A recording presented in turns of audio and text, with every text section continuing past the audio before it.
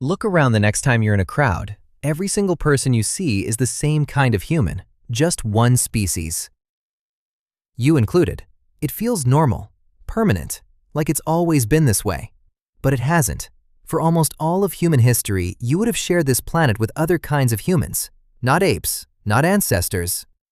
Other humans. They walked upright. They made tools. They buried their dead. There were at least half a dozen of them. And today, every one of them is gone, but us. This is who they were, and why, in a strange way, they never fully left. Let's start with the ones we know best, the Neanderthals. Say that name and you picture a dumb, hunched brute.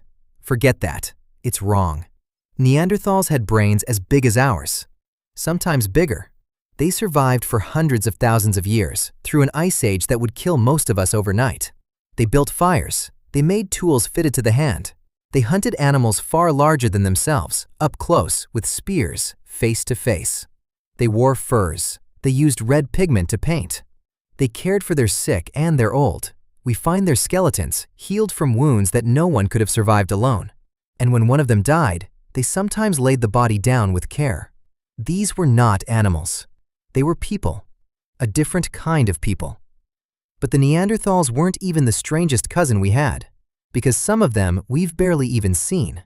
Deep in a cave, high in the mountains, we found a single finger bone. Just a fragment, from a little girl. It didn't belong to us.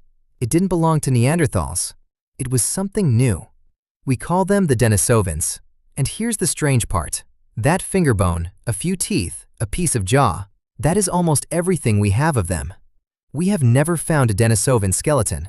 We don't really know what their faces looked like. And yet they were everywhere. They spread across Asia for tens of thousands of years. Some lived high in the mountains where the air is so thin it would leave you gasping. A whole kind of human, almost invisible. We know them less from their bones than from something they left behind. We'll come back to that. And far to the south, on a remote island, something even stranger had happened. On the island of Flores, humans got small, really small. Grown adults stood about 3 feet tall. We nicknamed them the hobbits. They weren't children. They weren't sick. This was simply what they became, shrunk down over generations on a tiny island. And they shared that island with dwarf elephants, which they almost certainly hunted. Tiny humans hunting tiny elephants while giant lizards prowled the same forest. It sounds invented. It wasn't.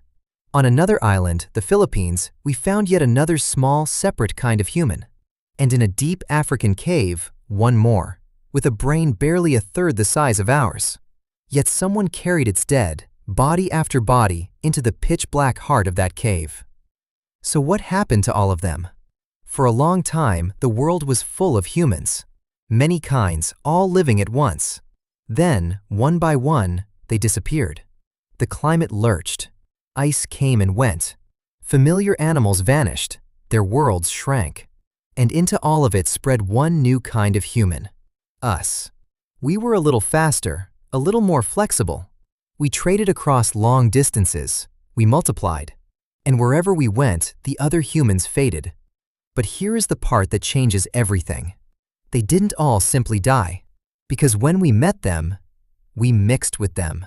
Our families and theirs had children together, again and again across thousands of years.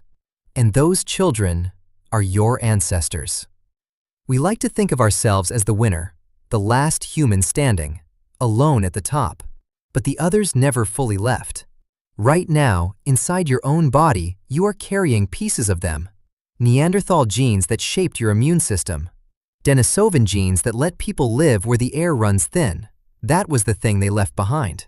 We didn't just replace the other humans, we absorbed them. So look around that crowd again. Every face is the same kind of human. Just one species, alone. But hidden inside almost every one of them is a trace of the cousins we lost.